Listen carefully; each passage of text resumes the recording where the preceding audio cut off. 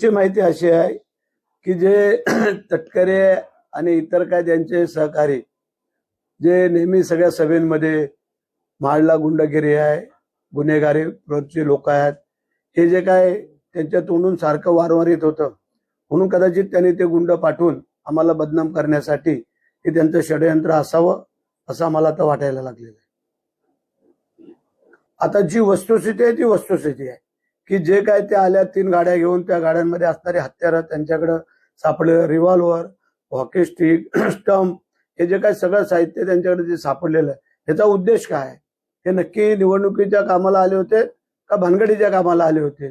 मग हे जर त्यांच्या राज्याचा युवकांचा उपाध्यक्ष, त्याला आता सध्याचे जे पद दिले त्या जाबरेला, ते जाबरेंनी ही जी काही लोक आणली होती, कुठला आंध्राचा कोण आहे, युपीचा कोण आहे, बिहारचा कोण आहे, सायन्सचे आहेत, हे कशासाठी? इथे काय त्यांचे कार्यकर्ते नव्हते का? आणि मग जर हे तटकरे किंवा आणखीन जर त्यांचे सहकारी मित्र काय बोलत असतील की इथं दंडेलशाही आहे, दंडेलशाही आम्ही कशाला करू? आमचा मतदारसंघ आहे, आम्ही आमच्या मतदारसंघातल्या लोकांची भानगडी करणार का? पण तुम्ही जे काही पाठवलेले गुंड प्रवृत्तीची लोक होती, त्यांना जशाच तसा धडा शिकवण्याचं काम माझ्या इथल्या शिवसैनिकांनी केलेलं आहे. हे तुम्ही पाहिलं की त्यांचं रिव्हॉल्वर हिसकून घेतलं, ते पोलीस जमा केलं, त्यांच्या गाड्यातल्या हॉकी स्टिक, स्टंप त्यांना जमा करून दिले. हे पोलिसांना मदत करण्याचं काम आपल्या कार्यकर्त्यांनी केलं. हे